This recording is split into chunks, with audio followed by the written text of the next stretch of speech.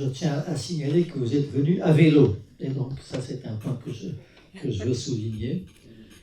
Et peut-être que ça symbolise aussi une partie de la transformation de la Poste, puisque j'avais noté dans l'histoire, très longue entreprise, très longue histoire, magnifique, depuis Henri III, d'après les guerres de religion, ça ne nous rajeunit pas. À l'époque, donc, j'avais noté qu'il y avait 16 000 chevaux donc, pour assurer le travail de la Poste. Et ensuite, en 2015, 90 000 facteurs. Donc, on est passé de 16 000 chevaux à 90 000 facteurs, et puis un peu moins, puisque bien entendu, le métier est en train de changer, et que maintenant, vous avez donc quelque chose comme 37 000 véhicules électriques. Donc, ceci est un petit peu un symbole, mais je voulais aussi vous dire que le bureau de poste qui était à côté de chez moi, il a fermé, fini, il n'y en a plus. Et donc, cette affaire de proximité dont vous êtes le champion, la Poste, c'est pas toujours si simple, puisque vous êtes obligé sans doute pour réduire vos coûts de fermer beaucoup d'agences et beaucoup de sièges pour les rassembler ailleurs. Donc c'est un point simplement que je voulais simplement noter en passant parce que ça me préoccupait. Je suis obligé de marcher beaucoup plus loin. En tous les cas, merci encore d'être là. La Poste, donc, c'est maintenant une incroyable entreprise. C'est un groupe.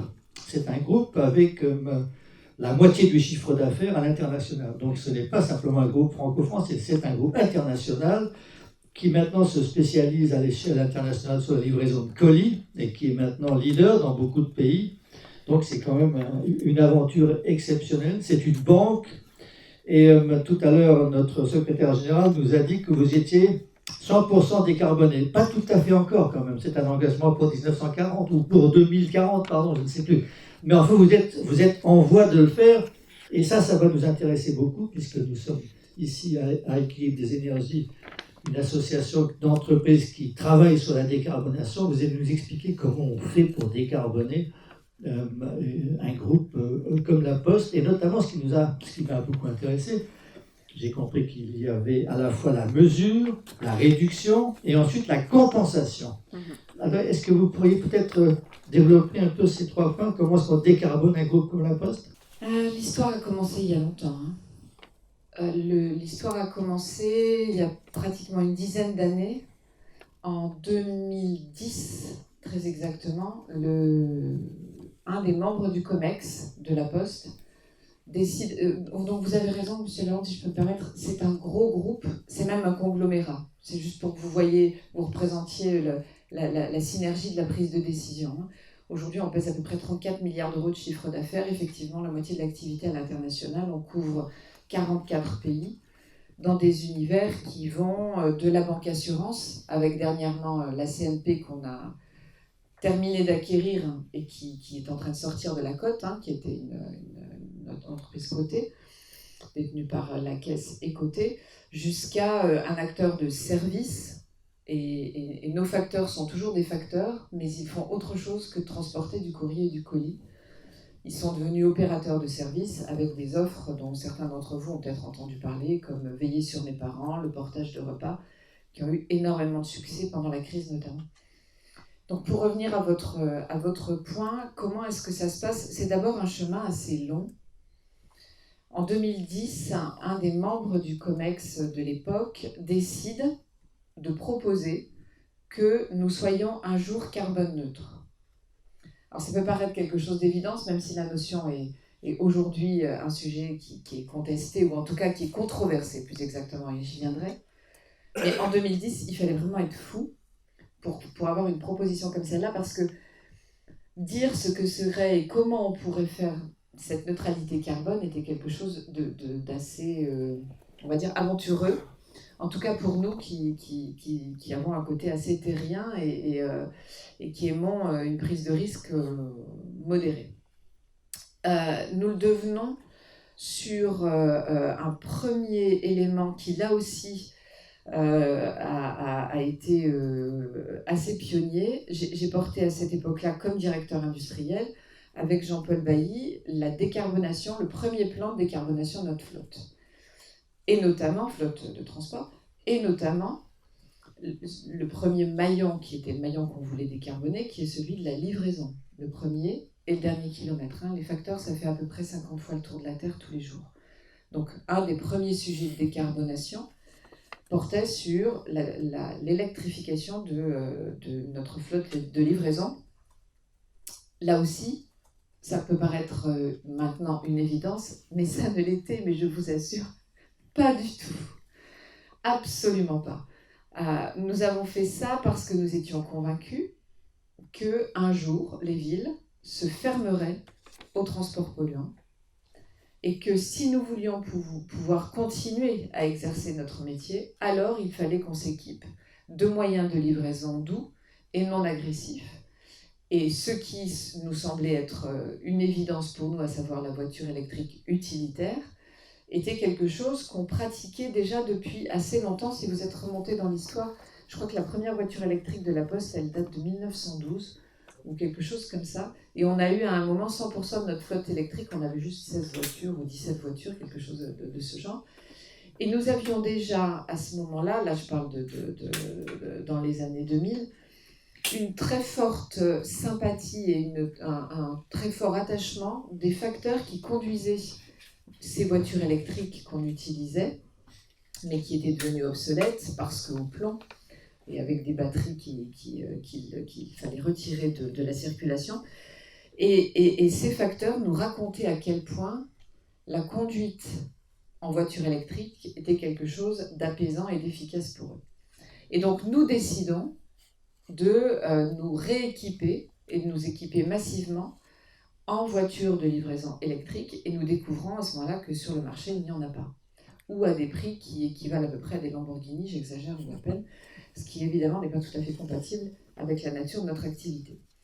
Voyant ça, on voit un système qui finalement est assez sclérosé, c'est-à-dire que les industriels attendent des commandes en volume industriel de la part de leurs clients, les clients attendent des prix d'industriels, de production industrielle, et au milieu de tout ça, l'État, à ce moment-là, quand il bonus pour des voitures électriques, en fait, n'a pas compris, faute de connaissances, donc c'est pas du tout un négatif, hein, mais n'a pas compris que le démarrage de la voiture électrique allait démarrer par des flottes captives pour des problèmes tout simples qui étaient des problèmes de recharge, et que donc ça ne serait pas la voiture de monsieur et madame tout le monde qui allait commencer à être décarbonée, à être électrifiée, mais plutôt des flottes captives, des flottes d'entreprises, et notamment, bien sûr, les flottes de livraison.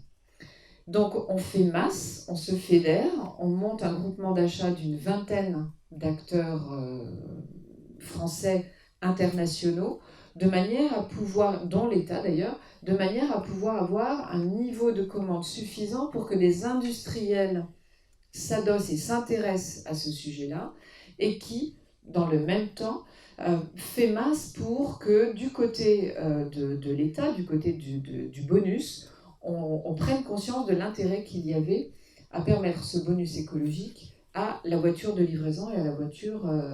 Alors ça, c'était en quelle année ? On est dans les années 2008-2010. Donc c'est à peu près au moment où la Poste est mise en concurrence, qu'il y a les directives européennes. Oui, ça s'est passé. Notre activité sous monopole disparaît à peu près dans le tout début des années 2000. Et aujourd'hui, on a 100% de nos activités qui sont sous concurrence. Les monopoles tombent fin des années 90 et la mise en place définitive de l'ensemble, c'est début des années 2000. On l'a toujours vécu comme quelque chose qui nous met face à la mortalité, et face à la mortalité, vous avez tout simplement une réaction de corps organique, hein. Vous vous défendez, vous vous battez et vous mutez. Oui, donc on est dans ces années-là. C'est très intéressant.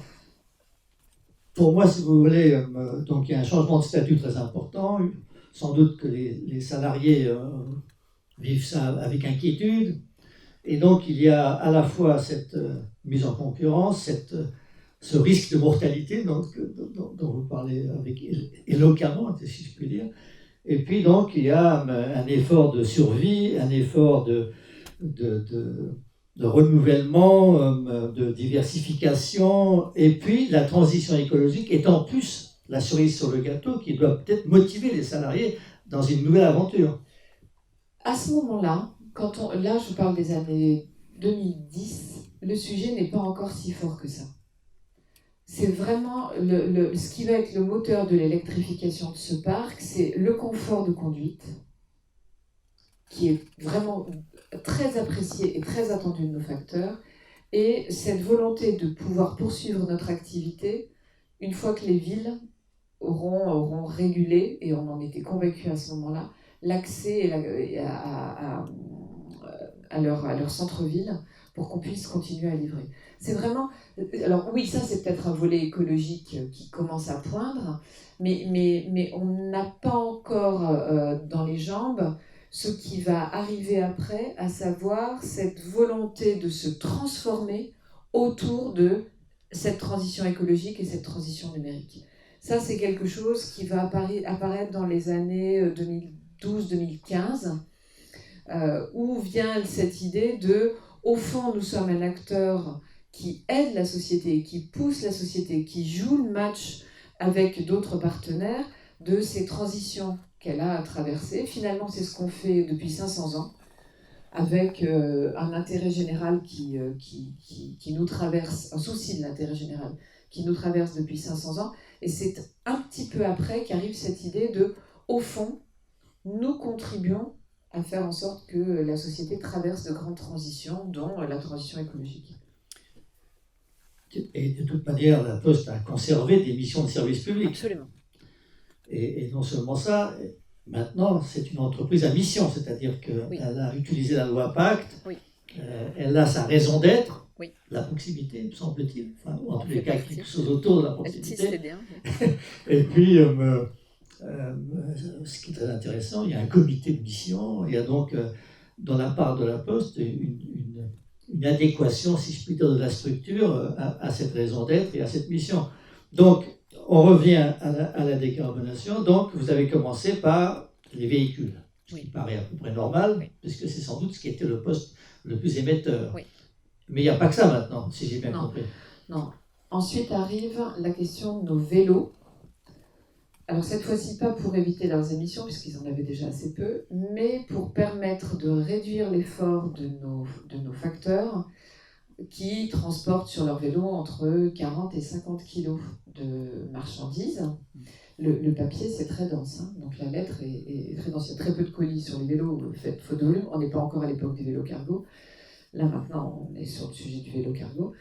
Mais à ce moment-là, on ne l'est pas. Et donc, on s'intéresse à l'électrification de notre parc de vélos qui nous permet une réduction à l'effort au démarrage. Un facteur, ça va redémarrer à peu près 300 fois pendant sa tournée. Donc la réduction de l'effort au démarrage est un gros sujet. Et on va effectivement électrifier nos vélos, l'ensemble de nos vélos. Là aussi, c'est peu connu, mais nous faisons le tour du monde pour trouver les meilleurs fournisseurs en cadre, en batterie, en pédalier, parce qu'on sollicite énormément le vélo, comme vous pouvez l'imaginer. Et nous nous adossons à un Français qui était peut-être pas en très bonne santé à l'époque, et dont nous permettons qu'il fabrique ses vélos, qu'il les monte. Donc on va lui faire son marché, on fait le sourcing. Et ce Français produit les vélos qu'on va ensuite utiliser abondamment et qui d'ailleurs sont très demandés à l'occasion, à la vente d'occasion. Ce sont les vélos jaunes. Ce sont les vélos jaunes, oui, qu'on trouve sur le marché. Donc, l'électrification des voitures de livraison, l'électrification de notre parc de vélos. Et nous sommes à ce moment-là aussi à un moment de reconstruction, de transformation complète de notre process industriel. Donc une époque où nous passons de autant de centres de tri que de départements français, on peut dire un Napoléon si vous voulez, c'est-à-dire l'organisation de la Poste calée sur l'organisation administrative française, à une organisation calquée sur la vie économique et nos bassins économiques. Nous passons d'une centaine de centres de tri à une quarantaine de plateformes industrielles en flux traversant, vous pouvez imaginer 30 000 m², ça n'a plus grand-chose à voir avec les centres de tri. Et nous décidons, toujours au moment où je suis directeur industriel, nous décidons d'exploiter nos toits de manière à pouvoir nous équiper de centrales photovoltaïques. On a aujourd'hui 46 petites unités de production photovoltaïque pour, alors à l'époque, non pas notre propre usage, puisqu'on est dans des dispositifs législatifs où on doit revendre cette électricité, hein, on est avant 2018, mais nous électrifions aussi, nous cherchons aussi à profiter de notre parc immobilier pour pousser l'électrification de nos ressources. J'ai d'ailleurs vu que dans vos documents, vous vous glorifiez d'avoir une électricité 100% renouvelable. Ça m'a épaté parce que je me suis dit, vous êtes anti-nucléaire alors à la Poste? Renouvelable. Non, on n'est pas anti-nucléaire, on est juste demandeur d'électricité d'origine renouvelable. Nous ne prenons pas de position sur ce type d'énergie. Ce qui veut dire que ça, c'est quelque chose qui date des années 2015, où nous décidons effectivement, dans le même temps, d'avoir des contrats et de nous adosser à des fournisseurs qui vont nous permettre, alors on est sur la garantie d'origine, hein, bien sûr, d'avoir 100% de notre électricité d'origine renouvelable. Ça va être un des derniers sujets de décarbonation qui aujourd'hui irrigue un parc immobilier qui, je vous le rappelle, est le deuxième parc immobilier en France après l'État. Hein. On a plus d'1 million de mètres carrés, on a un très gros parc immobilier, évidemment une emprise foncière avec la diaspora de nos bureaux qui reste extrêmement dense. J'y reviendrai sur le volet proximité, 17 000 bureaux de poste, et puis tous nos sites industriels, nos sites tertiaires qui font cette importance pour nous qu'il y avait à nous sourcer en électricité d'origine renouvelable. Est-ce que donc, ça vous impose aussi, donc, c'est que c'est assez compliqué de respecter les nouvelles réglementations sur les bâtiments tertiaires et tout ça? Oui. Assez compliqué à faire, tout oui, ça. Absolument. C'est un programme. Oui.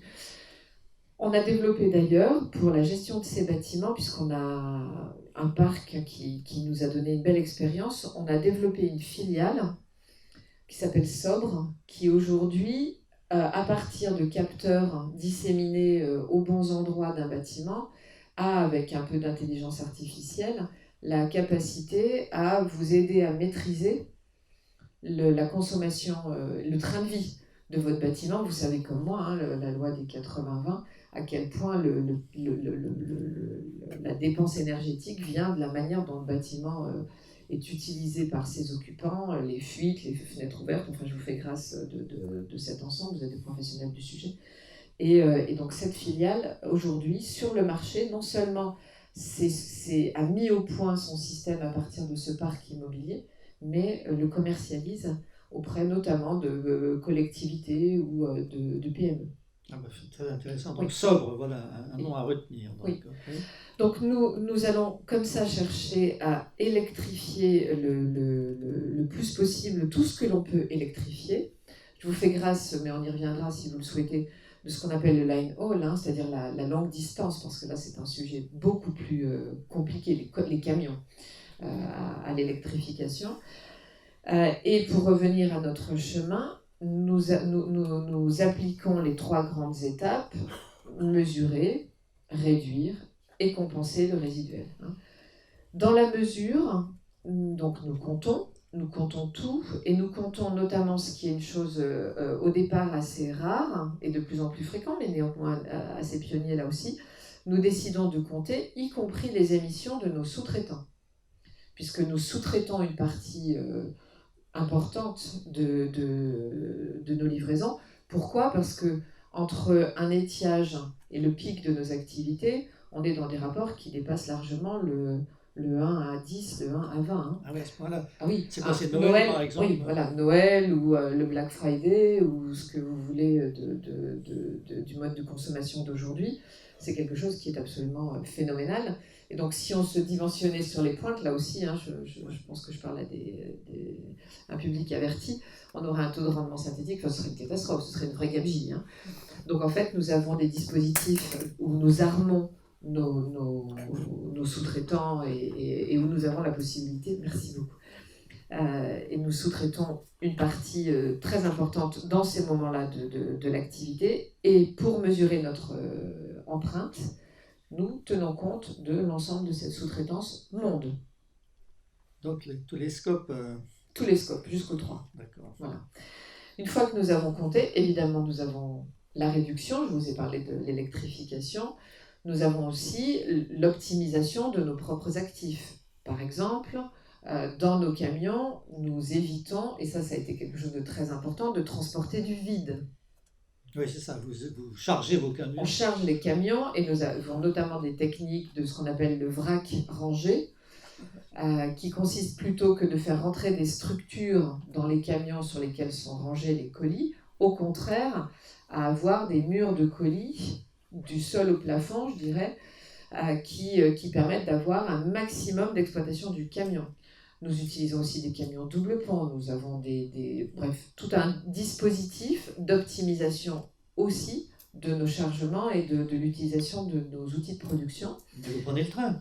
Non. Ah! Alors là, qu'est-ce que vont dire les écologistes? Excusez-moi, alors vous ne prenez pas le train? Non, nous ne prenons pas le train parce que ce dont nous avons besoin, c'est d'un fret extrêmement rapide. Les produits que nous transportons sont des produits frais, si vous voulez. Les produits que nous transportons, c'est du J+1, du J+2, ou le plus lent que nous ayons, c'est du J+7. Hein. Ça, c'est les niveaux que choisissent les émetteurs de courrier ou les émetteurs de colis, hein, dans ce niveau de rapidité. Donc nous avions à une époque 3 rames TGV, parce que ce dont nous avons besoin, c'est du J+.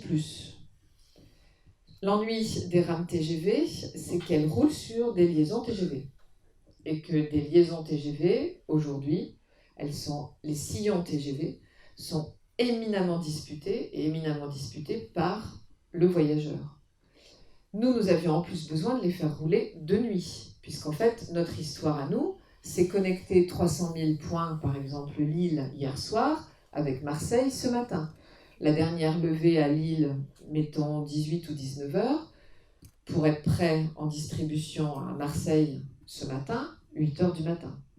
Donc nous faisions rouler ces TGV de nuit. Ces TGV de nuit, ce sont des sillons qui sont des sillons utilisés pour la maintenance des liaisons TGV voyageurs. Et petit à petit, nous avons eu de plus en plus de mal à maintenir ces sillons avec, à l'époque c'était Réseau Ferré de France, et nous avons retiré ces TGV de la circulation. Donc nous n'avons que, mais très très parcellaire, à l'état parcellaire, du fret sur des choses qui sont extrêmement lentes. Donc non, pas de train. À date, pas de train. Très bien, alors. Bon, voilà une nouvelle importante. Donc la question, c'est peut-être que nous pourrions en parler au ministre des Transports et voir s'il y a un accord entre la Poste et la SNCF. Il faut voir.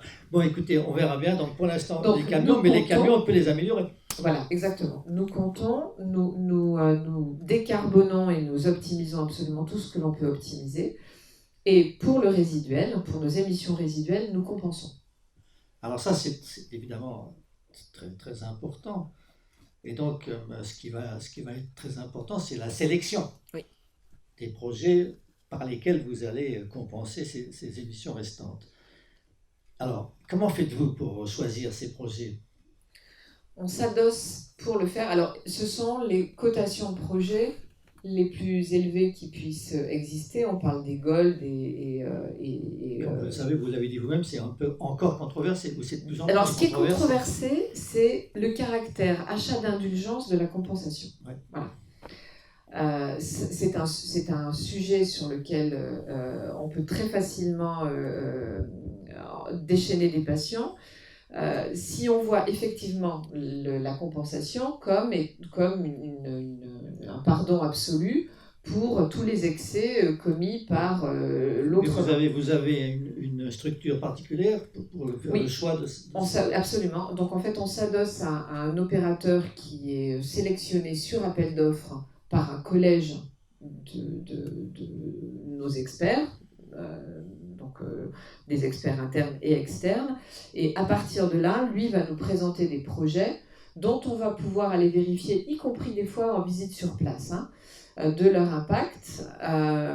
Effectivement, aujourd'hui, beaucoup en évitement et peu en séquestration. Je parle à un averti, j'imagine. Évitement veut dire des projets qui permettent d'éviter qu'à d'autres lieux de la planète soit émis du CO2. Je vous donne un exemple. Un projet de petits fours en terre au Kenya. Pourquoi ? Pour permettre aux foyers, non pas d'être à ciel ouvert, mais de conserver, beaucoup plus efficace, moins émissif, moins consommateur de bois, moins dangereux aussi pour les personnes qui sont autour, puisque les femmes se penchent sur ce feu avec les enfants en général dans le dos. Et donc, c'est ce qu'on appelle les projets évitement d'émissions, versus des projets de séquestration. Les projets de séquestration, ce sont des puits de carbone, en fait, des projets qui vont aller capter le carbone. On va trouver ça sur de la reforestation, de l'agroforesterie, la replantation de haies, de choses comme ça, qui sont des projets encore très peu nombreux sur nos territoires et que l'on commence dans lesquels on a commencé à travailler et à injecter de la ressource, notamment les projets label bas carbone sur le territoire français. Donc en fait, on les sélectionne comme ça. On a découvert à cette occasion que c'était des projets qui avaient des impacts très intéressants sur la biodiversité, puisque ce sont souvent des projets qui ont un lien avec de la replantation, donc du retour derrière d'oiseaux, du retour d'espèces. Et ce sont des projets qu'on va de plus en plus sourcer sur le territoire européen pour s'aligner avec l'ambition européenne du zéro émission nette à horizon 2050, et de plus en plus sur le territoire français. Nous avons des projets de reforestation que nous finançons sur l'ensemble du territoire français. Sur nos années de compensation, nous avons plus de 50 millions d'euros cumulés qui ont été injectés dans le système.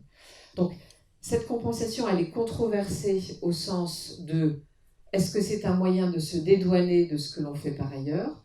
Nous disons non, d'abord parce que nous réduisons et nous compensons le résiduel, première chose. Et deuxièmement, il faut voir dans cette compensation des moyens aussi de financement, de puits de carbone, de dispositifs qui ont terriblement besoin de financement pour pouvoir émerger sur la planète.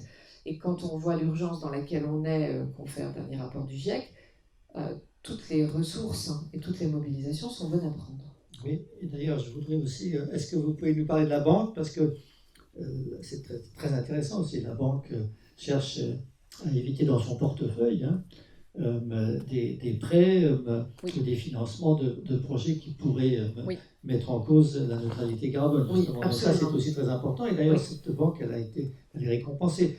Oui. Elle a une très grande réputation, justement, dans ce domaine. Oui, absolument. Lorsque nous faisons ces calculs, mesurons, réduisons, compensons, nous prenons en compte y compris l'activité bancaire. Alors nous la prenons en compte dans ce qui est aujourd'hui, ce qui définit cette prise en compte, c'est-à-dire l'activité bancaire et assurance en propre. Nous ne parlons pas des portefeuilles dans lesquels les banques et les assureurs ont une exposition. Donc nous neutralisons sur cette activité. Pour la question des portefeuilles, c'est-à-dire ce sur quoi les banques et les assureurs ont pu placer notre argent ou ont pu nous financer en tant que particulier ou en tant qu'entreprise. Ça, c'est un sujet qui commence à émerger et sur lequel, effectivement, la Banque Postale est très active et pionnière depuis longtemps. Par exemple en asset management, c'est-à-dire sur l'activité de placement, sur la Banque Postale Asset Management, nous sommes 100% ISR, c'est-à-dire 100% investissement socialement et sociétalement responsable. On parle d'un label, de quelque chose qui est posé et qui est normé depuis 2020. Et on a été la première banque 100% ISR en asset management. Dernièrement, vous l'avez sans doute vu et vous y faites référence, la Banque Postale a annoncé qu'elle se retirait totalement des énergies fossiles à horizon 2030. Première banque a décidé de se retirer totalement des énergies fossiles à horizon 2030. C'est-à-dire non seulement de ne plus prêter, mais également de transformer ce qu'elle a en portefeuille pour soit s'en défaire, soit avoir suffisamment de pression sur ceux qu'elle finance pour qu'ils se transforment. Vous le voyez notamment aujourd'hui dans un certain nombre de prises de position de la Banque postale et d'autres d'ailleurs banquiers, hein, dans les assemblées générales des grandes entreprises, où de plus en plus des coalitions se forment pour faire pression, par exemple sur des pétroliers, sur des acteurs importants de l'énergie, pour qu'ils présentent en assemblée générale des délibérations sur leur politique carbone et leurs engagements en matière de politique carbone. C'est un sujet qui est extrêmement important. Si on veut faire basculer le monde, la question du financement de ce monde et la question de l'orientation que l'on donne à ces financements est un sujet qui est un sujet absolument essentiel. Oui, et d'ailleurs, j'en profite pour dire à ceux qui s'intéressent que sur le site, vous avez des rapports sur la question, sur le positionnement de la banque par rapport au charbon, par rapport aux autres énergies fossiles qu'on peut consulter. Et pour finir sur l'ensemble de cette gamme de financement, vous verrez très prochainement que la Banque postale, alors là pour la banque des particuliers, hein, pour vous et moi, va proposer un certain nombre de prêts immobiliers, prêts à la consommation, qui vont être des prêts, ou alors qu'on va pouvoir qualifier de verts, ou en tout cas qui vont avoir des connotations ou des incitations à celui qui en bénéficie, à avoir un comportement vertueux et être incité à un comportement vertueux. Voilà. Donc vous avez des questions qui sont des questions qui ne sont pas triviales. Hein. Par exemple, est-ce que vous refusez un prêt pour l'achat d'une voiture thermique à un jeune? Vous pourriez dire, bah oui, il a qu'à acheter une voiture électrique. Pas encore tout à fait au même prix, exactement. Et un jeune, vous savez comme moi, que pouvoir se véhiculer, c'est un des premiers sujets d'accès au travail. Ah, il y a de plus en plus de jeunes qui ne veulent pas passer leur permis de conduire. C'est vrai, mais néanmoins, dans la terre d'où je viens, terre à vélo, comme je vous l'ai dit, ne pas avoir de voiture... C'est de montagne. De montagne. Ne pas avoir de voiture, c'est ne pas pouvoir travailler. C'est impossible. Et donc, est-ce que vous refusez un prêt pour achat d'une voiture à un jeune parce qu'il va acheter une voiture thermique? C'est un peu, voilà, en termes d'impact, au fond, quand vous le regardez, ça n'est pas véritablement très responsable. Donc en fait, ce que l'on va essayer de travailler, c'est ce que les marketeurs ont aujourd'hui en préparation, ce sont des moyens incitatifs, par exemple du financement d'éco-conduite, par exemple l'engagement que l'on pourrait prendre d'effacer complètement sa consommation, enfin ses émissions de CO2 et en tenir compte dans notre propre bilan, de manière à rentrer véritablement dans cette transformation. Ça, c'est de la dentelle, donc ça veut dire qu'il faut beaucoup de personnes pour assurer ce service-là. Ça veut dire qu'il faut avoir une bonne traçabilité dans nos systèmes d'information, donc c'est de la data. D'accord. Il nous faut une très bonne traçabilité de ce que nous finançons et de l'usage de ce que nous finançons. Et le nerf de la guerre en matière financière, c'est bien celui de la data, vous avez raison. Alors justement, ça m'a beaucoup intéressé. La Poste, si j'ai bien compris, donc à l'époque où vous étiez en charge de ces affaires-là, a eu un côté un peu visionnaire. Elle a considéré que les centres-villes allaient être interdits aux véhicules polluants, aux véhicules même de manière générale, qui prennent trop de place. Et il y a un autre domaine où vous avez exercé en quelque sorte cette faculté de prévision, qui est le vieillissement de la population. Ça m'a beaucoup intéressé. Vous avez donc prévu qu'il va falloir inventer toute une gamme de services nouveaux autour du vieillissement, et notamment aussi l'apprentissage du numérique. Ça m'a beaucoup intéressé. Ça vous a plu? Oui, ça m'a beaucoup plu. Vous avez raison. Oui. Le vieillissement, c'est le plus facile à prévoir. Hein. C'est Alfred Sauvy qui disait que la démographie, c'est facile, les vieux sont déjà là, ils sont nés. Enfin, les futurs vieux sont nés. Hein. Donc, c'est un truc très, très facile à planifier, beaucoup plus, pour le coup, que l'était cette intuition du président Bailly autour de les villes vont se fermer au transport polluant. Et vous avez raison, au transport encombrant. Donc oui, cette transition démographique, on la voit arriver et on la voit toujours avec cette idée de 500 ans d'histoire comme un défi de la société dans laquelle nous pouvons prendre notre part. Et les facteurs nous disent depuis très longtemps, on fait bien plus qu'apporter le courrier. Nous, on fait du lien social. Oui, une petite goutte, vous prendrez bien une petite goutte. Oui, c'est de moins en moins ce sujet-là, mais oui, c'est vrai. Non, ce sont, pour autant, vous avez raison, des acteurs très importants. Parfois, la seule personne qu'une personne âgée va voir dans la journée. On s'est aperçu comme ça, par exemple, qu'il y avait des enfants qui abonnaient leurs parents au journal pour être sûr... Rien que pour la visite. Voilà, pour être sûr qu'il y a quelqu'un qui viendrait tous les jours. Et d'où, je fais un petit détour et je vais venir sur votre point, d'où cette idée de, eh bien, montons une offre qui permet à des gens d'abonner leurs parents à une visite facteur, qu'il y ait ou pas de l'activité. C'est-à-dire que le facteur d'en veiller sur mes parents vient visiter la personne aidée, qu'il y ait ou pas du courrier, et que c'est quelque chose qui est assuré, qu'il soit absent, qu'il soit remplacé, qu'il soit malade, peu importe. Et évidemment, ce facteur est en capacité de vous répondre que tout va bien ou de déclencher une alerte si une alerte est à déclencher. Et comment ça se finance, ça, alors ? Ça se paye, comme tout service qui crée valeur. Ça se paye. Soit c'est un abonnement qui est pris par les aidants, donc les particuliers, soit c'est quelque chose qui va être financé par une collectivité qui va proposer à ses citoyens ou un assureur qui va proposer à ses clients d'avoir cette possibilité. Et très étonnant, mais très parlant quand même de notre société, on ne l'avait même pas prévu à l'époque quand on a designé le process, des gens pour eux-mêmes. Nous avons en ville des gens qui s'abonnent pour eux-mêmes. Ah, très bien. Tellement seuls que ce sont eux-mêmes qui demandent au facteur de venir. Mais c'est donc que c'est un nouveau métier. C'est un nouveau métier. Alors eux vous direz qu'ils font ça depuis très longtemps, du lien social. Oui. Nous disons que c'est vrai, mais que la manière dont la Poste endosse la responsabilité est un nouveau métier. Et parmi ces nouveaux métiers, effectivement, vous avez la question de la fracture numérique.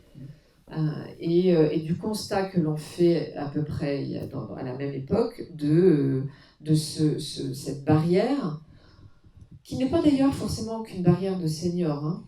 Il y a de la fracture numérique chez des jeunes aussi. Hein. C'est pas parce que vous savez manipuler TikTok que vous savez faire une démarche administrative en ligne. Hein. Moi, je ne sais pas manipuler TikTok. Mais le contraire marche aussi. Et donc, nous forts de ça, là on est il y a 2-3 ans, nous nous rendons compte aussi que nous avons, de par la nature de notre clientèle et de notre présence, dans nos réseaux, une proportion importante, plus importante que dans d'autres réseaux, de ces personnes qui sont en situation de fracture numérique. Pourquoi on s'en rend compte ? Parce qu'en fait, très souvent, ils viennent solliciter ce qu'on appelle nos réseaux les plus coûteux, c'est-à-dire nos réseaux physiques, pour des tâches qui sont des tâches très très simples. Une consultation de compte, de solde. Des choses que vous pouvez faire vous-même très simplement. D'accord. Et donc nous décidons à ce moment-là de nous emparer du sujet, de diagnostiquer d'une manière très simple, hein, c'est un petit questionnaire de 5 questions que nous déroulons soit avec des jeunes du service civique, soit avec des médiateurs dans les bureaux où nous déclenchons l'opération. Et à partir de ce diagnostic, nous invitons les personnes dont on considère qu'elles sont véritablement en fracture à se former, vraiment se former. Alors, le sujet n'est pas d'être un geek. Hein. Se former, ça peut vouloir dire simplement un login password, hein. Aussi simplement que ça. Hein. C'est comprendre une navigation, télécharger un lien, hein, des choses extrêmement simples. Savoir utiliser Doctolib. Ça veut dire que quelquefois, quand on arrive dans les bureaux de poste, il faut une formation rien que pour faire marcher les automates. C'est aussi, oui, sur les automates, c'est effectivement, donc on a des personnes qui aident à ça, mais c'est aussi un moyen de détection pour nous quand quelqu'un a du mal avec les automates, à nous dire il va y avoir un problème. Et très franchement, si aider quelqu'un à se servir d'un automate en bureau de poste, c'est aussi aider quelqu'un à se servir d'une caisse automatique dans une supérette qui ouvre peut-être le week-end, mais sans caissière, et où il va falloir être capable aussi de cliquer sur des écrans. Donc au fond, c'est apprendre à pêcher, apprendre à lire. Hein. Oui, c'est aussi important que mission d'éducation nationale presque. Alors, l'inclusion numérique, absolument. Absolument. Et comme ça, nous développons petit à petit des programmes. Nous avons cette année, nous avons une labellisation. Vous savez que le gouvernement a lancé dans le cadre du plan de relance un programme très fort de 250 millions d'euros pour projeter 4000 conseillers numériques sur l'ensemble du territoire et a reconnu une centaine de ces conseillers numériques postiers, au sens collaborateurs de la Poste, projetés sur 57 départements qui ont reçu une formation pour former des gens à pouvoir utiliser le digital. Sur les 3 ans qui viennent de s'écouler, 2020, 2021, 2022, nous aurons à date impacté plus d'1 million de personnes. Très, très bien. Et cette inclusion, on va la faire aussi avec des outils adaptés, Ardoise, que nous déployons, qui est une tablette adaptée à l'usage très simple. Alors là, on est Senior++, dans laquelle vous n'y trouvez que ce dont vous avez besoin et qu'on met en main Produisez Ardoise, on distribue Ardoise. Et Ardoise, vous la faites fabriquer? Elle est fabriquée, c'est une tablette fabriquée par un acteur là aussi européen. Dites-moi, alors, vous décarbonez, etc. Vous n'êtes pas sans savoir, évidemment, que le e-commerce, qui maintenant est à l'origine d'une grande partie de votre activité, est aussi consommateur d'énergie. Que la multiplication de ces colis crée des montagnes de carton qu'il faut recycler. Vous êtes aussi organisé pour tout ça? Oui, absolument. Sur le e-commerce, nous ne portons pas de jugement sur la manière dont les gens consomment. Ah si, parce que vous les incitez, vous le dites. À e-commercer? Ah non, mais non. Vous incitez les comportements vertueux avec vos prêts. Oui, absolument. Mais ça c'est parce que c'est notre responsabilité, d'accord? Au sens de, en tant que banquier, nous mettons sur le marché des offres qui effectivement incitent les consommateurs. Lorsque nous sommes logisticiens, nous sommes incitateurs de rien, si ce n'est du choix de la vitesse de livraison. Vous avez le pick-up, c'est-à-dire que... De choix de livraison et des modalités de livraison de nos colis. Choix de livraison de nos colis, ce que je veux dire, c'est que ce que les postes du monde savent faire depuis des années, c'est le bus des colis. Nous, le bus des colis, le bus des marchandises, c'est groupé. Ouais. Nous sommes des acteurs qui constituons ce groupage, cette fusion des colis comme des courriers. Hein. Oui. Que le courrier soit émis par un Crédit Agricole, un BNP, que le colis soit émis par un Amazon ou par un Alibaba, nous, ce que nous savons faire, notre métier, c'est de constituer le bus qui va être le moyen le plus vertueux de transport, puisque nous mettons dans nos camionnettes, en moyenne, 100 à 200 colis en période de pic période.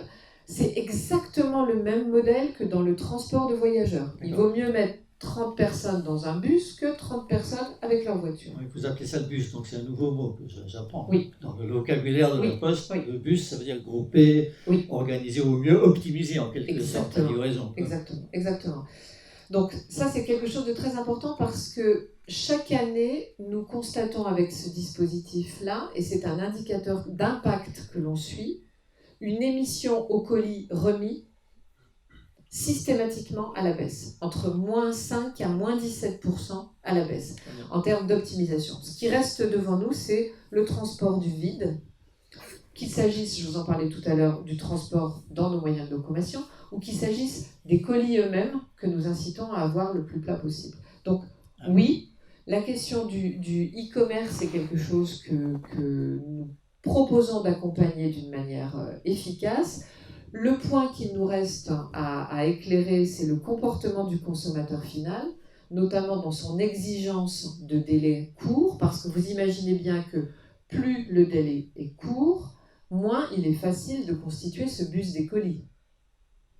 Et donc, nous poussons à ce qu'il y ait des éco-scores disponibles au moment où les consommateurs choisissent leur délai de livraison pour qu'ils soient éclairés de l'impact qu'ils ont dans leur choix et qu'ils puissent choisir en connaissance de cause, de façon à ce que nous réduisions le plus possible nos tendances à vouloir être livrés dès le lendemain et qu'on se pose la question de savoir si si d'aventure c'était livré. Les éco-scores, c'est Amazon, c'est.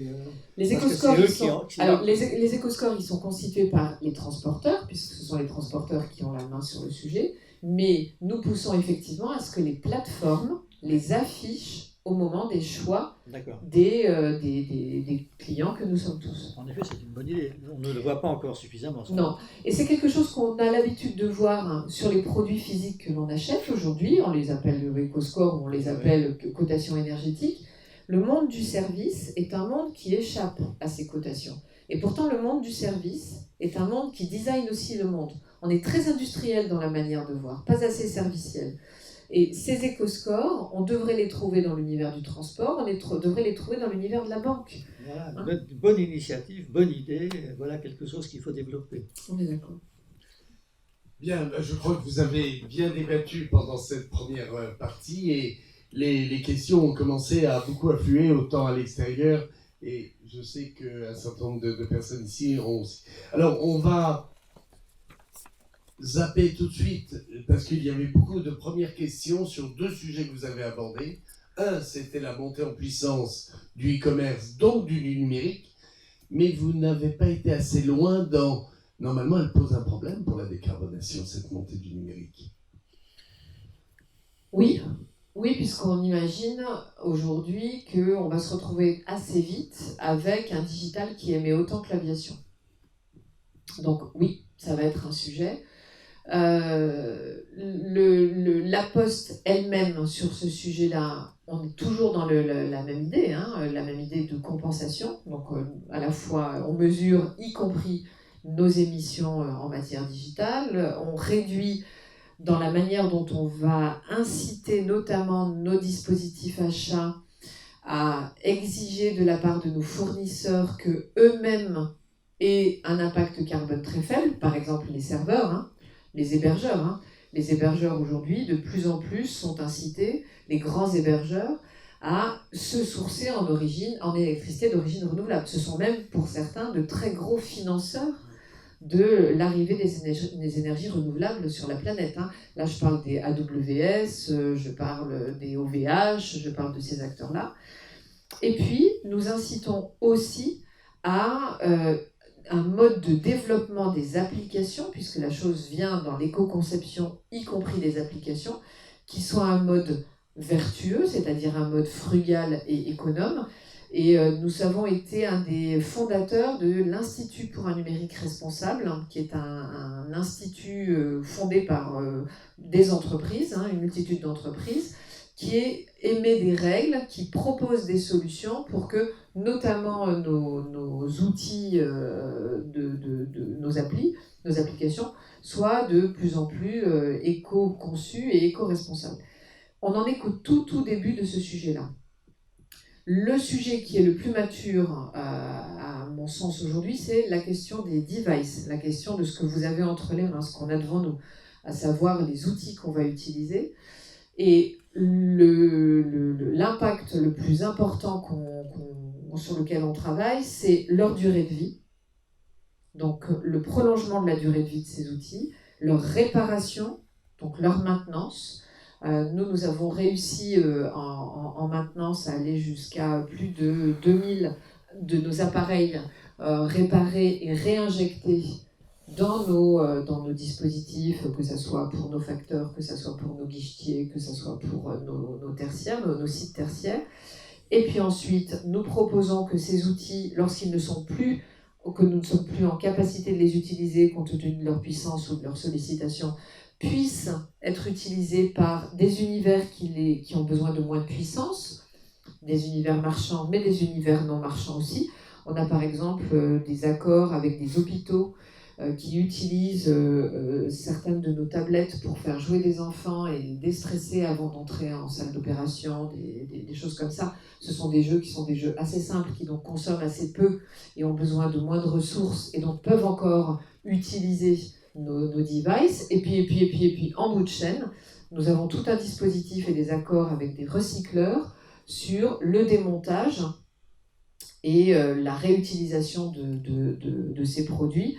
On a plusieurs centaines de tonnes de matières précieuses qui, comme ça, sur la période, sur les 5 dernières années, ont été récupérés à partir de ces systèmes. Vous venez juste d'aborder justement la deuxième partie de ma question, qui était justement les demandes qui étaient faites, parce que vous ne l'aviez pas abordé au début, c'était quelle est votre stratégie d'économie circulaire, qui est un sujet important dans la décarbonation également, et l'autoconception. Oui, absolument. Donc, économie circulaire sur nos devices, là on est, les devices, c'est les outils dont je vous parle, tous les écrans.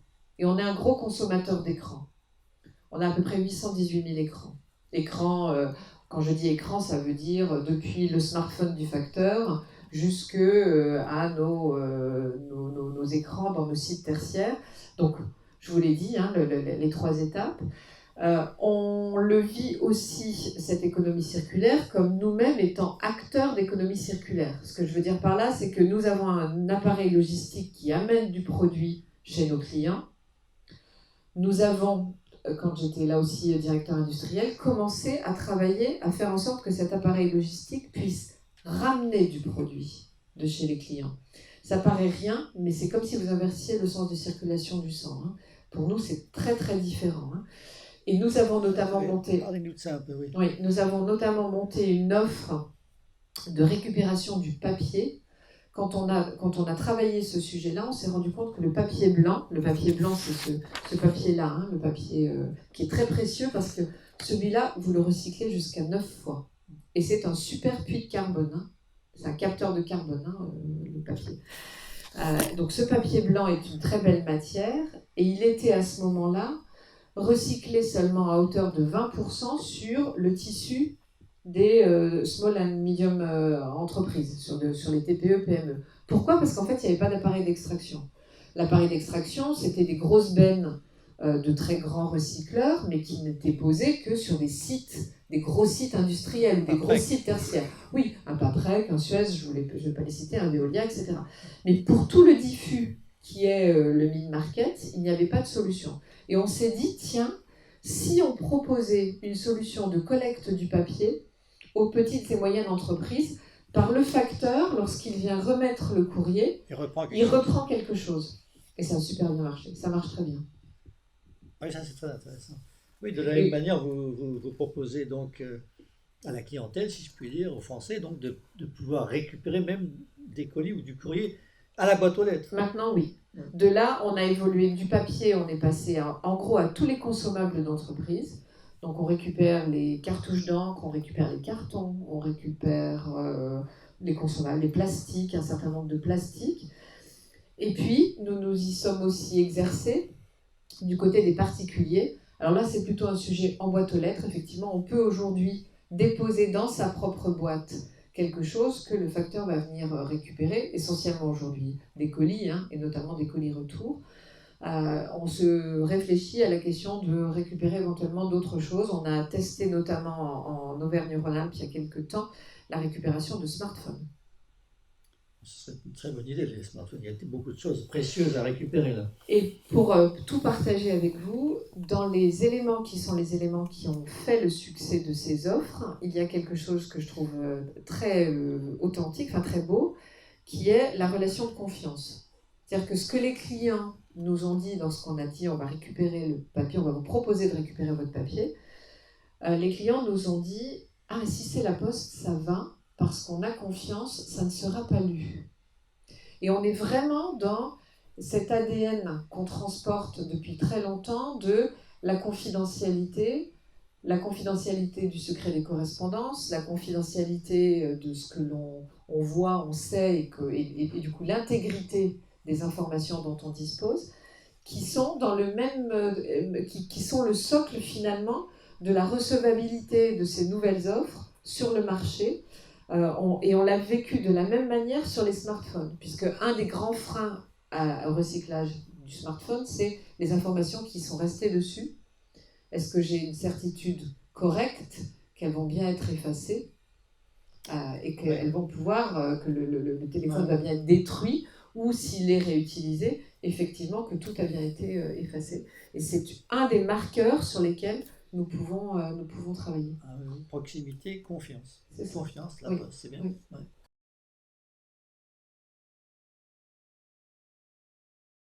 Alors nous avons pour ça, effectivement, parmi les éléments d'ouverture, enfin d'exploitation au sens de valeur apportée par notre réseau et notre capillarité, il y en a un dont je n'ai pas parlé, qui est celui de la rénovation énergétique, enfin la rénovation des logements. Première chose que nous testons et qui fonctionne très bien, c'est le facteur premier diagnostiqueur. Vous savez comme moi qu'en rénovation énergétique, un des premiers sujets, c'est de trouver les foyers, trouver les passoires thermiques, donner l'information aux foyers de ce à quoi ils ont droit et de l'impact de ces passoires. Et en fait, nous avons formé nos facteurs à un pré-diagnostic énergétique très très simple.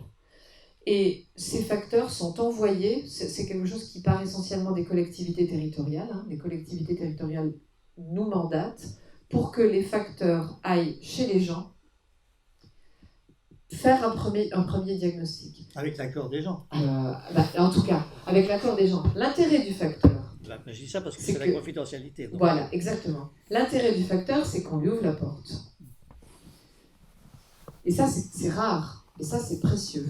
Et donc, effectivement, il ne force pas la porte, bien sûr. Le facteur explique ce pourquoi il vient, et avec l'accord des personnes qui habitent dans le logement, va proposer un pré-diagnostic qui va permettre ensuite aux collectivités de qualifier, puis de travailler le sujet et de déclencher les dispositifs qui sont les dispositifs auxquels ils ont droit. Ça, c'est la première chose.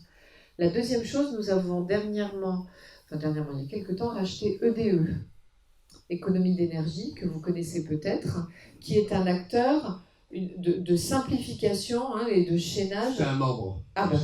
Donc vous connaissez. Membre, oui, j'espère bien. J'en suis ravie.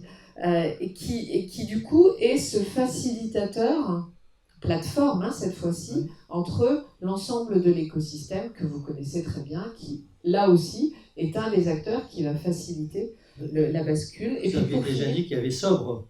Oui, Sobre, on n'est pas pour les gens. Sobre, on est pour l'utilisation vertueuse d'un bâtiment plutôt à usage tertiaire ou usage industriel. On est plutôt sur du bi. D'accord, on n'est pas sur du si. En tout cas, à date, c'est pas quelque chose qui est monitoré pour une maison individuelle ou un appartement. On est plutôt sur du business. Et puis pour finir, on a bien sûr toute une gamme de financements, nous-mêmes en tant que banque, comme une banque, de financement bien sûr des rénovations et des travaux.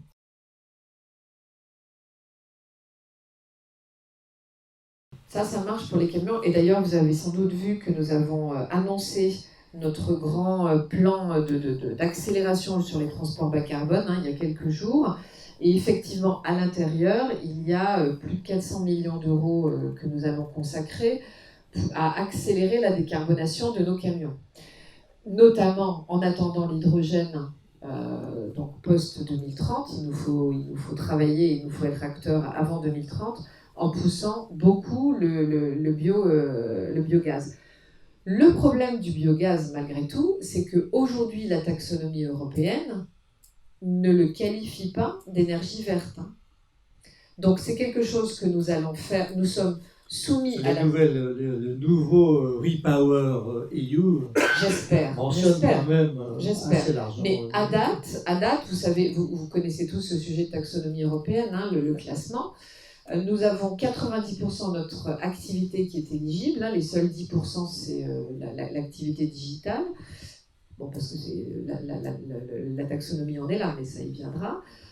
Et parmi les éléments qui sont nos éléments de très grande surprise et de très grande découverte, c'est le biogaz n'est pas considéré comme vert. Donc nous allons malgré tout nous engager sur du biogaz en attendant l'hydrogène, parce que nous pensons qu'effectivement, oui, monsieur a raison, c'est une très bonne solution, au risque de se retrouver avec une pénalité côté taxonomie si Repower ne corrige pas la chose. Oui, en fait, c'est parce qu'il y a des conditions pour que le biogaz, c'est pas la totalité du biogaz. Voilà, bien il y a sûr, des conditions sur la molécule, bien sûr.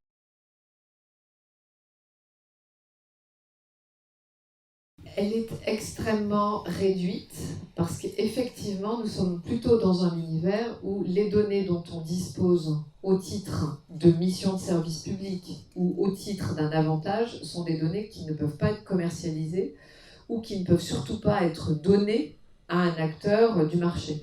Vous l'avez, le sujet que vous pointez, vous l'avez par exemple entre l'activité bancaire et le reste de la Poste. Hein. Totalement interdit. Totalement interdit. Et nous ne jouons pas à ce jeu-là, à la fois parce que c'est notre capital confiance, et puis parce qu'on a des régulateurs qui sont extrêmement attentifs à ces jeux-là et à ce que nous pouvons faire en la matière. Notre capital confiance, il consiste à dire que nous ne sommes justement pas payés pour commercialiser les données que l'on gère.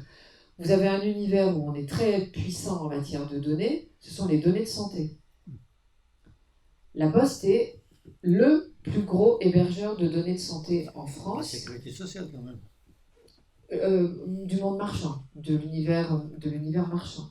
DocaPost gère quelque chose qui s'appelle le dossier pharmaceutique. Le dossier pharmaceutique, c'est la numérisation de plus de 50 millions d'ordonnances.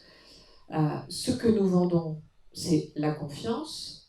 Donc, nous vendons quelque chose qui est un service d'hébergement de données et d'opération de données qui à aucun moment ne commercialise ces données. À aucun moment.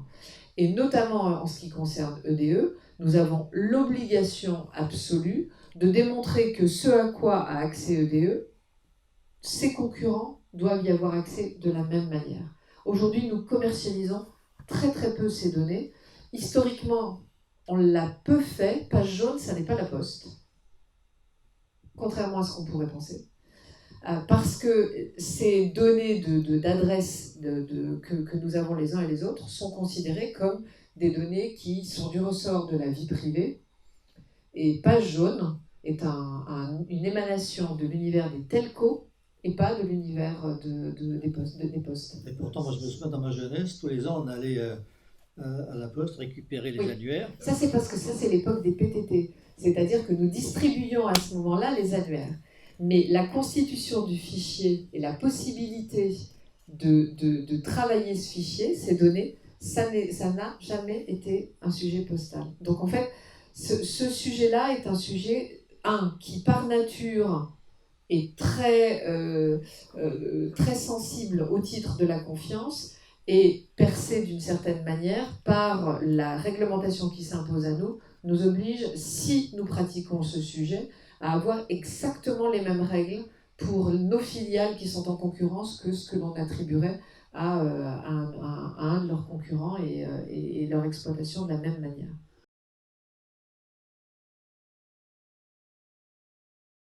Au départ, elle s'appelait MSAP. Et effectivement, l'État nous a demandé de veiller à ce que dans certaines de nos implantations, certains de nos bureaux, nous distribuions ou nous permettions l'accès à nos concitoyens à autre chose que des services postaux, parce que c'était un moyen de mutualiser et d'optimiser la présence de l'État ou d'acteurs publics sur le territoire.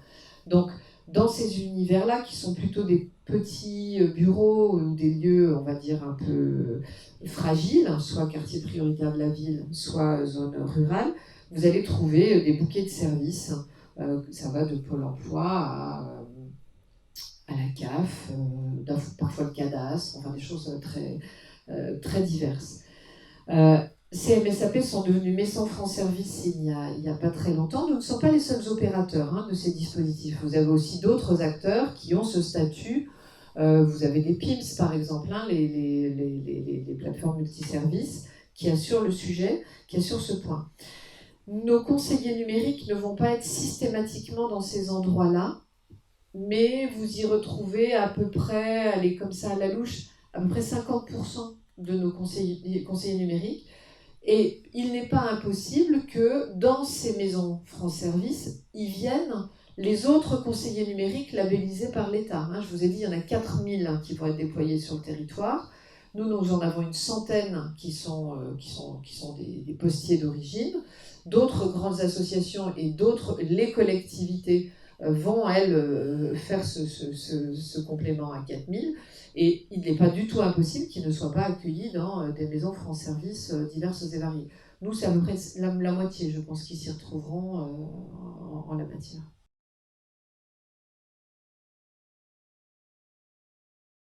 Non, pas encore. Je ne sais pas si nous irons sur ce sujet-là, pas encore.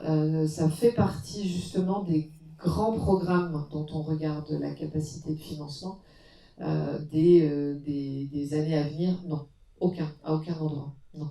Donc c'est un sujet ouvert.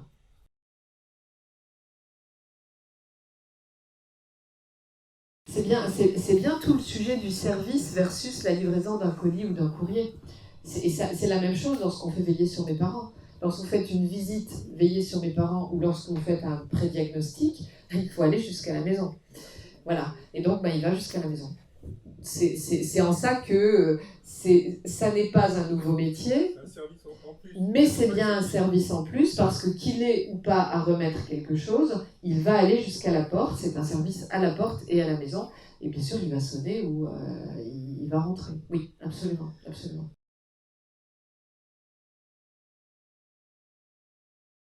On a trop peu d'impact. Alors oui, effectivement, il y a un certain nombre de courriers et de colis qui tournent encore au travers de l'avion.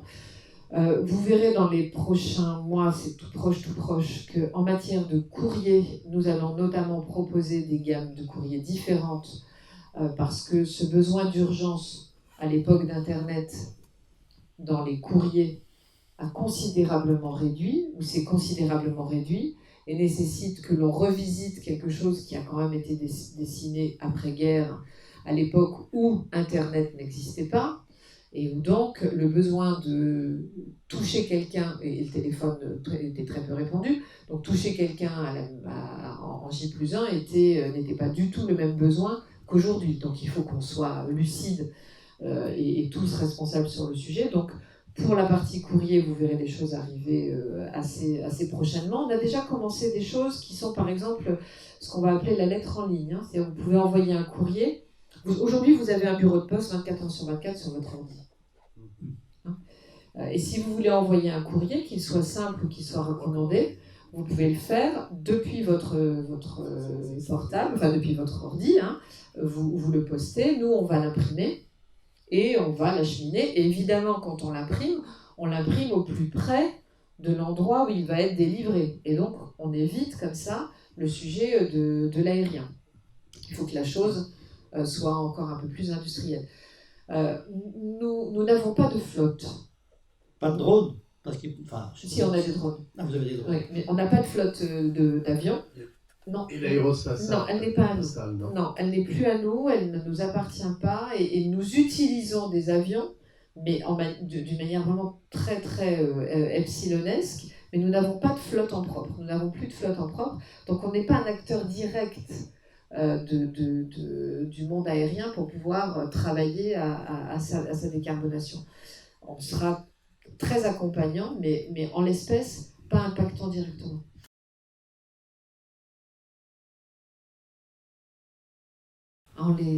On les chouchoute, on les drague, on les séduit, on les tire, on les pousse. C'est comme ça que ça fonctionne.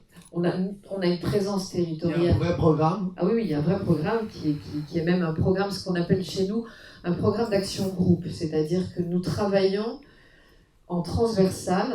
Vous avez compris que quand vous êtes un conglomérat dont vous imaginez la taille, vous avez forcément des lignes d'eau, des silos, des business units. Et nous avons un grand programme qui regroupe en transversal cette vision de l'offre au territoire, donc l'offre aux collectivités territoriales, qu'il s'agisse de la banque, qu'il s'agisse du service, qu'il s'agisse de la logistique, qu'il s'agisse de la transition énergétique et écologique. Et c'est comme ça qu'on le travaille. On le travaille au niveau national, donc au niveau groupe, et on le travaille en territoire. Donc ce programme a de la même manière son pendant auprès des collectivités territoriales. Elles sont partie prenante, ça c'est quelque chose qui est très important pour nous, qui sont rentrées directement dans la gouvernance même de l'entreprise. C'est-à-dire qu'aujourd'hui, Et ça, c'est quelque chose qui a été proposé il y a longtemps maintenant, enfin, on est dans les années 2008, même un peu plus tôt, par le président Bailly, qui va instituer des comités de présence postale territoriale, c'est-à-dire des comités départementaux dans lesquels vont se retrouver postiers et collectivités territoriales, des représentants des collectivités territoriales, pour travailler à notre présence territoriale. Donc on a ces collectivités territoriales, elles sont identifiées en tant qu'interlocuteurs marché, elles sont identifiées en tant que partie prenante à la gouvernance, et puis évidemment, ces comités de présence postale territoriale s'agrègent dans un observatoire qui a une gouvernance nationale. Elles siègent également dans nos conseils d'administration, qui font partie intégrante du conseil d'administration. Et on va retrouver, vous parliez de notre statut d'entreprise à mission, on va les retrouver aussi dans notre comité de mission. Et donc force de proposition de part et d'autre. Oui. Donc c'est interactif. En tout cas, levier. Et pour partager ça avec vous, lorsqu'on a institué ces comités de présence postale territoriale, la Poste, c'est 17 000 bureaux. Ça reste quand même très très dense, monsieur. 80, j'ai dit, il faut que je sois très précise, 97,1% de la population est à moins de 5 km et à moins de 20 minutes en voiture d'un point de contact de la Poste. Mais dites-moi, vous n'êtes pas alors, faut que je note votre bureau. Vous êtes en train de réduire. Non, on a 40. Nous avons 17 000 points de par la loi de contact. Nous maintenons 17 000 points de contact. En revanche, pour maintenir ces 17 000 points de contact, je vous rappelle que ce que nous vivons, c'est sur les 9 dernières années, la disparition d'un acteur comme Naval Group. C'est-à-dire que chaque année, nous perdons 800 millions d'euros de chiffre d'affaires, quoi que nous fassions. La réduction de la consommation de courrier en France, c'est pour nous 800 millions d'euros qui disparaissent, c'est certain, entre le 1er janvier et le 31 décembre. Ce n'est pas compensé par l'augmentation du nombre de colis? Alors je vais vous faire un geste, vous allez tout de suite comprendre en tant qu'industriel. Dans ça, oui. Ça c'est une caissette. Vous mettez 350 € de courrier. Vous mettez entre 7 et 8 € de chiffre d'affaires colis. Vous avez compris ce que ça veut dire en marge. Même en réduisant la taille des emballages, on n'aura jamais 350 € de chiffre d'affaires dans ça avec du colis. Vous avez compris. Voilà. Donc, sans commune mesure. Sans commune mesure en termes d'intensité, sans commune mesure en termes de design, sans commune mesure en termes de marge, sans commune mesure en termes de colis. C'est un très beau relais de croissance. Mais cet effondrement du courrier a un impact très très fort sur notre rentabilité. Et évidemment, ça va de pair avec une diminution de fréquentation dans nos bureaux, qui s'effondre aussi. D'accord ? Donc, de fait, nous sommes obligés de nous adapter à la vie économique. Qu'est-ce qu'on en a fait ? Justement, avec ces comités de présence postale territoriale, on s'est dit, il nous faut trouver les moyens intelligents d'être présents en mutualisant. C'est toujours la même chose. Et donc, plutôt que de se bagarrer pour une demi-heure d'ouverture dans la semaine, qui sera toujours rabotée à chaque passage budgétaire pour nous chaque année, pourquoi ne pas travailler avec d'autres acteurs économiques présents, parfois une collectivité, une mairie, parfois un bistrot, parfois une épicerie, à mutualiser et à se regrouper pour faire des choses intelligentes. Et aujourd'hui, vous avez sur nos 17 000 points de contact, plus de 10 000 de nos points qui sont en fait des formats différents des bureaux, je dirais ancestraux, qui vont permettre à une épicerie de vivre, parce que derrière on lui amène une stabilité de revenus et un complément de revenus, et par ailleurs ce qu'on va appeler du cross-selling, c'est-à-dire des clients qui viennent et qui en même temps consomment autre chose. Du cross-selling, c'est-à-dire 30% des gens qui viennent retirer un colis, par exemple, vont consommer quelque chose dans l'épicerie ou vont consommer un service dans le service. Et des amplitudes horaires qui ont strictement rien à voir. Parce que vous le savez comme moi, ces petites épiceries de village, C'est du 8h, 10h du soir, 7 jours sur 7 ou quasiment, ce que jamais vous n'auriez dans un univers de bureau de poste même traditionnel. Donc, c'est comme ça que nous maintenons cette présence et c'est comme ça que nous la stabilisons et nous avons de très très bons retours de la part de l'ensemble des concitoyens sur le sujet. Ah bah, c'est sûr que si on avait un bureau de poste bistrot, on irait. Davantage, bien sûr. Et plus de bistrots de village, c'est beaucoup de vie. Oui, oui, c'est très bien. Et beaucoup de vie sociale, bon. Pas seulement de vie économique.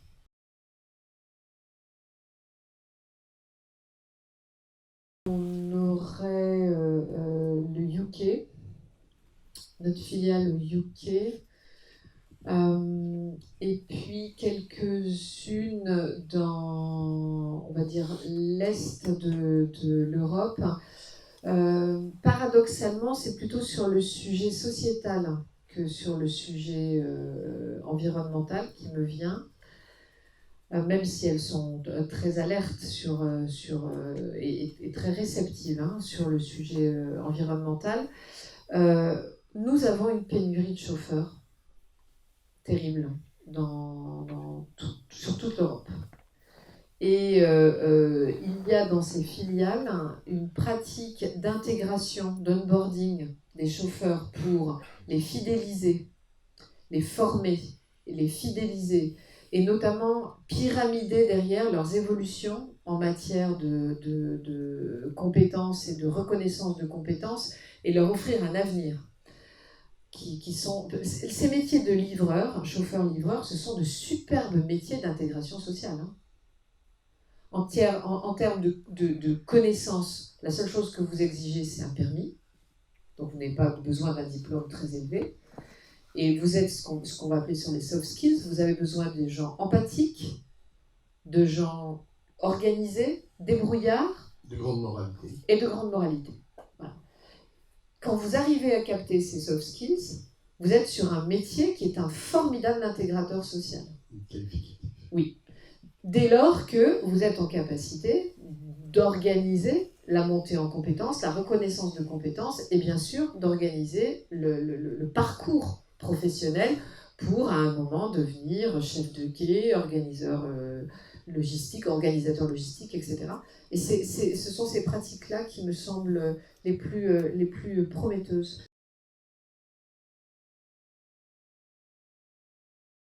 On est par exemple, on est le plus gros formateur d'apprentis en France.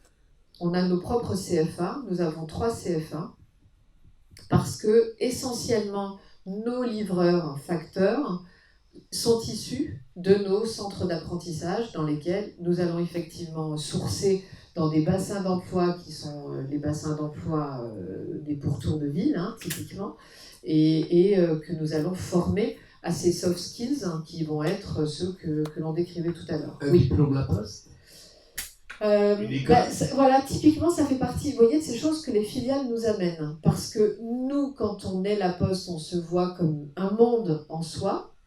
Elle nous l'amène comme, mais ça c'est une compétence de marché, ce métier de livreur, et peut-être qu'on pourrait imaginer quelque chose reconnu bien au-delà du seul univers postal en la matière.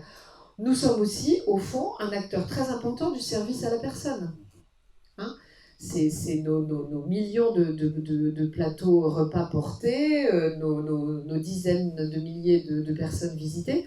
De la même manière, nous pouvons devenir, là aussi, un acteur qui permet de stabiliser cette force de travail qui est un énorme sujet à la fois d'intégration sociale et de confort de vie pour énormément de Français et de concitoyens européens.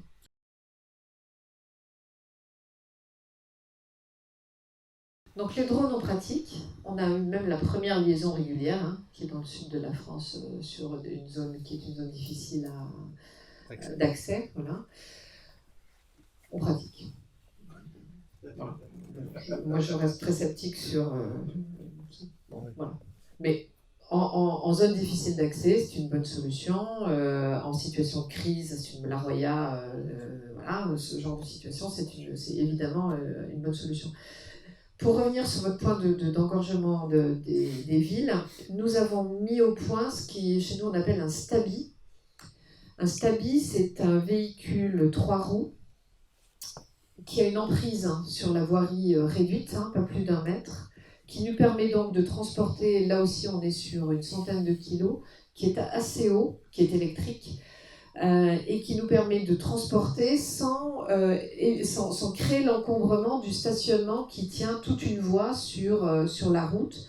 Donc c'est quelque chose qu'on a mis au point, là aussi, qu'on voit encore assez peu, mais qu'on verra sans doute beaucoup plus, qui s'appelle le Stabi, un 3 roues. Nous sommes très actifs en cyclo-logistique, donc vélo-cargo.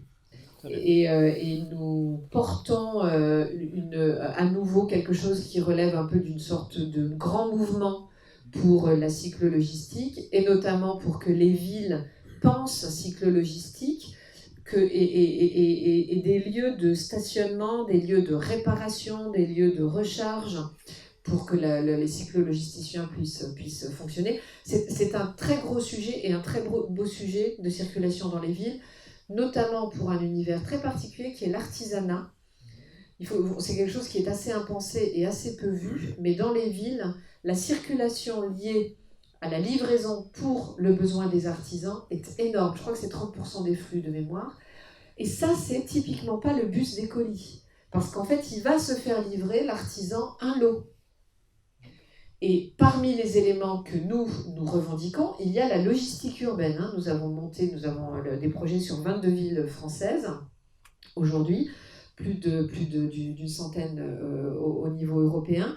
Et nous proposons ces logiques de hub, de constitution de hub de marchandises, sur lesquels ensuite nous pouvons pointer nos bus des colis avec de la cyclo-logistique pour tout ce qui le permet. Donc la cyclo-logistique, on teste le véhicule autonome, vous pouvez aller le voir à Montpellier. Il ressemble très fortement à une 4L.